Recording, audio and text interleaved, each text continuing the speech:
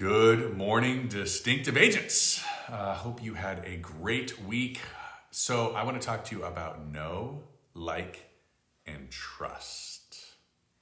And yeah, I don't know why, but I'm in a little bit of a goofy mood. So it's Saturday morning, and I don't know about you, but I've had an incredible week. So I want to talk to you about know, like, and trust. Know, like, and trust. It's an old quote, and it definitely has stood the test of time. And the question is, why has it stood the test of time? Well, it stood the test of time because it's true. It's true now, same as it was true before, and it really hasn't changed. What does it mean? Well, people do business with people. We know that, right? When it comes to leadership, I teach, hey, listen, agents don't leave necessarily organizations, really, like by and large. They leave leaders. Your clients are the same thing. Your clients, they choose their agent based on who they know, who they like, and who they trust. Okay? Now, part of that trust may be the organization they affiliate with, but understand, you can't have the outcome that you're looking for unless you have all three, and that's what we're going to dig in, right? And again, today, the way we talk about it, we're a little bit more evolved today. And, well, it's EQ, right? More about emotional intelligence. And it's that people need to know that they need to know you in a way that creates an emotional connection. They need to connect with you. So that's your warmth. That's your personality. Like, I get it. Like, your personality isn't for everybody. We're going to talk about that too, right? My personality certainly isn't for everybody. But my tribe is my tribe. My community is my community. They need to know it somehow. And then they need to see you as somebody who has credibility, authority in whatever space that you work in, right? That may be a neighborhood, that may be in a price point, that may be in a particular demographic. I don't know, whatever it is for you, right? But they need to see you as an authority in that space.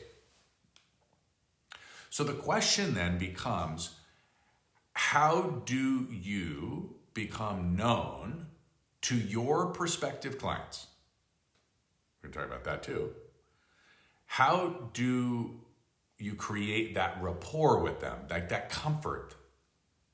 And then how do you get to a place where they see you as that knowledgeable and credible source?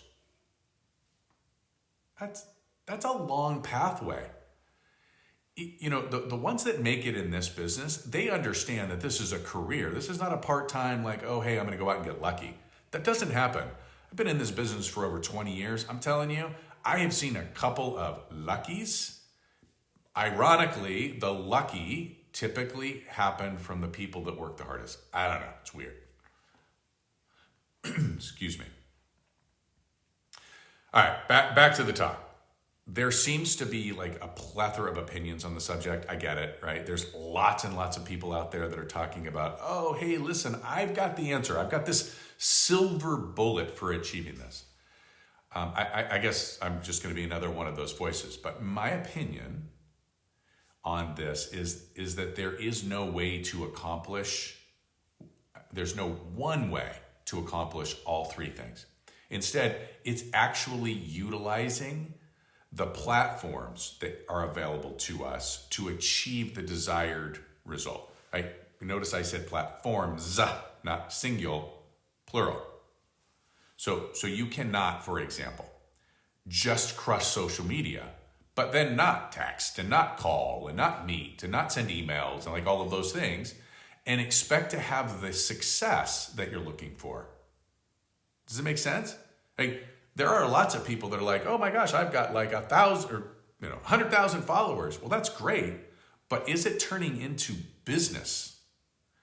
The answer is likely no, unless there's additional steps to it. We're going to go through that. All right. So one of the platforms is not likely to create all three of the desired results, which again are know, like, and trust. I'll give you another example. We all know this, instinctively at least. Somebody can know you. They can know you pretty well. I think we've all experienced this where from a marketing perspective, you walk into a grocery store and somebody's like, God, I feel like I know you. Well, they know you because you've been marketing to their neighborhood, or they saw your TV commercial, or they're friends with you on Facebook, right? They feel like they know you really well, right? But maybe they don't like you, right? Somebody can think that you're a credible person, but not know you or not like you. Like you understand, like they don't have to all live at the same place at the same time. The key is to have all three in order to have the desired outcome. Got to have all three. So when we think about the different platforms or methods to do that, we think of phone calls, we think of text messages, we think of social media, we think of in person. If, for example, I built a list of who I think would be my target market, and I sent 2 to 3 emails a week. We know the data. The data suggests that that's how many they want. And I gave away something of value, right? Content, knowledge, whatever. If I connect it with that list, if I connect with that list, or at the least the top of the list, right? On social media, so that they could see my posts and get to know me both professionally and personally. Remember, they do business with people, human beings. If I send text messages and phone calls to them to congratulate them or recognize something, think of the, how to win friends and influence people. They talk about, hey, this is back in the newspaper, right? If you ever read an article, you would take the clipping out and you just simply send it to somebody saying, hey, saw you in the newspaper, congratulations. These are old school things. They still have a place today. They worked then. They stood the test of time because they work. So you would be congratulating or recognizing them. Then when it comes time for me to ask them to use me, like we've already established all three. They know me, they like me, and now they trust me. All right, so I know I'm making this long story probably longer, but we know that video is 10 times more effective at having somebody get to know me, and then those who connect with you and your personality then will like you, and then that allows you to give your knowledge, right? It's your willingness to give your good stuff. You know what I'm talking about? Like, what do I tell them? The good stuff, give it the good, right? That creates that credibility. We know all of that stuff takes place. So how can you then use video in all of these different platforms? Hold on, I think I want to stop. So just to be clear, what I'm saying here is that there is no better. You can't text your way into know, like, and trust. You're not going to email your way into know, like, and trust. You're not going to voice your way into know, like, and trust. It's the video. Like, this connection that we're having right now is second only to you and I being in a room together. That's it. This is so powerful. All right, I digress. All right, so how can we then use video? And we do all of these platforms? That's the big question. That's the question I get most from you all. Here's the thing. I get it. It's probably uncomfortable. I understand, but it's really, really simple. Example. If you committed to recording 3 to 5 videos each week on topics that your clients are asking you about. I had a conversation with a Durango agent. We were talking about this very thing. Well, what do I create the content on? You create the content on what people are asking you. And so what I would do is I would keep a note. I don't know if it's Notability or or Evernote, or maybe it's just your iPhone app, notes app, whatever. I would keep a note. And every time I talk to a client or a person in the community and they ask me any question about real estate, I'd write it down. That's my videos. Like, content's already built in. It's pretty good, right? So I would be doing, and here's the thing. Once I create the 3 to 5 videos, where do they live? Well, I just put them on YouTube. Put them on my YouTube channel. And then I just email them to my database. I've already got my database. They're seeing my face. They are hearing my voice, the emotion, the compassion, the engagement, and they're learning something, which gives me the ability to be that credible source, right? So now they know me, now they like me, hopefully, right? And then they trust me. And if we sent text messages to people that were videos rather than just text, I know, right? Then we're allowing people to see us, which is to know us, which is to like us. Because listen, at the end of the day, we're awesome. And we're warm, and we're caring, and we're compassionate. And we're giving our good stuff away, and that assigns authority and credibility in our space. I want to stop here for 1 second. In this world, I find that people are, and all you have to do, if you have a teenager who's on social media, you can see this very quickly. In this world, I find that people think kind of the worst about other people, not the best. I believe that we are all inherently good. And without the emotion, without the tone of my voice, and all you're getting is text, it sounds bad, doesn't it? Like the emotion doesn't come through.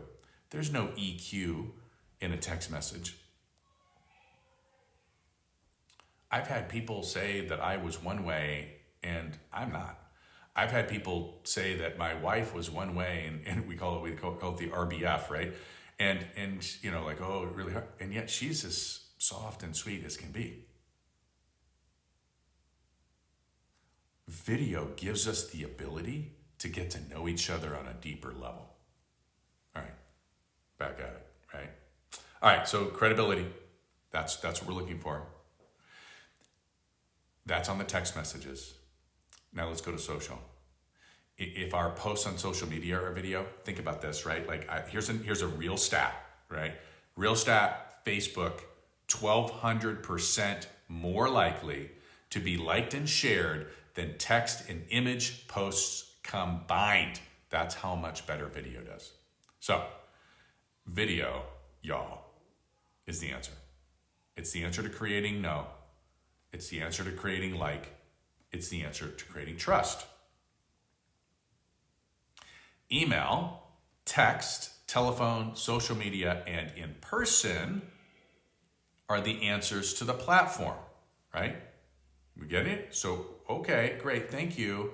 That sounds like a lot of work. Well, I have a process for that. So what about the process? I want to dig into the process, provided that I have you believing in me right now. Do I have you believing in me right now? All right. One thing I hear a lot about is the number of unsubscribes or the lack of likes or whatever. Listen, I need you to hear me.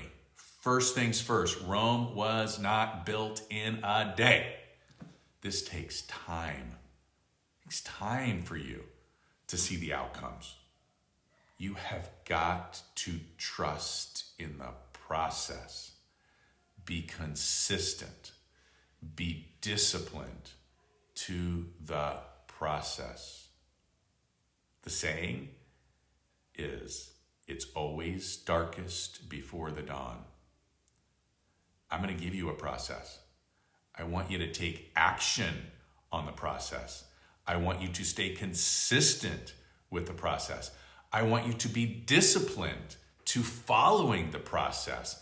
I don't want you making changes that you think, oh, if I just make this tweak, I need to do this or make that, it'll make it different. I don't want you changing it because this process works. Can I say this again? This process works. Think about this for a minute. I don't care how you want to judge success. Just, I believe that you teach what you've done. Okay? I believe you listen to people who have been there and done that. This process works. Look at my Instagram account. How many followers are on there?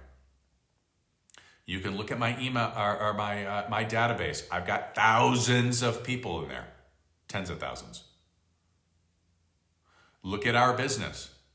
I've got, listen, from a sales perspective, however you want to look at it, our organization is just, really, it's a team. We've just all grown as a team. We've gone from, one agent doing, 25, well, I guess $60 million in sales to, a bunch of $2 billion in sales nearly. Okay? I'm telling you, I have used these strategies. I know exactly how they work, and I've seen them work over and over and over. So here's the thing. Don't go messing with it yet. Do it. Be consistent over and over and over. All right. I digress. Right? There is one caveat to this whole thing. In order for you to have the right outcome, you have to be speaking to the right people. Say that again. In order for you to have the right outcome, you have to be speaking to the right people. Delivering your message to the wrong people is not going to get you the right results. So, if you build your list and your connections, make sure you understand who your ideal client is. They call it the avatar, right? So that you're speaking to the right people. That's the big caveat, okay, to all of this process. Make sure that, as Sharon would say, building the list, or as Tom would say, building your community, or as Mike would say, all of them, right? As Larry Kendall would say, whatever. So there are 5 C's to this process. So get a piece of paper, let's write these things down, right? Number 1 is consistency. The cadence of your content is a critical part. That's it. You hear it all the time. You have to solve the what to say and when to say it. And if that means you need to batch content, like Rob Riddle, I think it was an interview with Ed Milet that I listened to. He will literally once a month sit down and he will crush content creation in a studio. And he'll spend hours, but he crushes it for the entire month. Like, what a great idea, right? I'll do batching of content. I do that once a week. And in that way, at least I know for sure I've got the right number of videos in alignment with what it is I'm trying to do. Whatever you need to do, like if you're one of those people that can just crush a video on demand, congratulations, I envy you. I'm not that person. So I keep a list, I keep my notes. Once a week, I'll sit down and I'll write those out. I turn those into scripts, and then I will batch recording. That's perfect. Now, you don't have to worry about it. And you've solved the problem with consistency. You never have to worry. All right. Number 2C, core message. You got to stay in your lane. Where are you an expert? Is it pricing? Is it a neighborhood? Is it a price point? Is it negotiations? Is it marketing? Is it lead gen? I don't know. Whatever it is for you, that is your lane. Maybe you are really, really great at economic drivers, right? I think of KCM. Some of you in our organization are just so good with the numbers. It's amazing, right? Some of you are really, really wonderful when it comes to sort of that emotional intelligence and how to speak to people and how to, give tours of properties or communities, or some of you are amazing with charities, local charities in the area, and being able to connect people. Whatever your lane is, you got to stay true to what your lane is. And later you can see how you can broaden that message, and that happens naturally. You'll see it happen naturally, but stay to your lane, right? Don't make a left turn when you should be making a right. Number 3 is care and compassion. This one is probably one of the hardest for me because I come across, because of this passion that I have, with just this drive, right? Like, come on. And that is great for my community. And again, you need to be true to who you are, and your tribe will gravitate to you. But you need to come to your community with care. I mean, real care, real compassion. Compassion for what they're doing and where they are, right? That's that meet them where they are. Engage with them with your heart. Give it your absolute all. Number 4 is conviction, and that's the 4C is conviction. And this is the emotion that comes out of me when I'm coaching an agent or a leader. It's my conviction to my core beliefs. You all can feel it. I know you can feel it. Some of you love it. Some of you don't love it. It's a conviction that I have to my core beliefs. It's who I am. And my conviction is this, well, it's the 5th C, really. It's my central purpose. Why are you doing this? I think there was a book. Start with why. Sounds like a Simon Sinek. I know that my heart lights on fire when I can be a catalyst for helping someone else have success. It just gets me excited. It gets me fired up. You can hear it in my voice. I'm like, let's run through a wall, as Jeff Renevere would say. And for that reason, I will keep going. For that reason, I will keep learning. For that reason, I will keep coaching. For that reason, I will keep creating content. I will keep asking questions. I will keep telling the truth. And as a result, I will keep growing. So there's my 5 C's. That's your process and your framework. Here's the thing. There is no silver bullet. To create the community that knows you, the one that likes you, the one that trusts you enough to choose you, you need to do it all. You need to use all of the platforms, but there's automation and outsource. Don't worry, it's really not that much. It's about consistency. You need to use video in everything you do. And again, I get it. I don't like it either. I mean, I'm not really stoked about my look or my voice or whatever. In fact, I can't even look at myself, right, when I'm doing it. It's okay. Do it anyway. It's what everybody sees every day. We just have a different sort of internal vision, I guess. You need to use it. Video in everything you do. And that will make getting the opportunity to meet people in person, which, let's face it, that's the coup de grace, so much more plentiful and so much easier. I hope you guys have an amazing week. And hey, will you let me know? Does that help? Did you get anything out of this? Thanks. Talk to you later.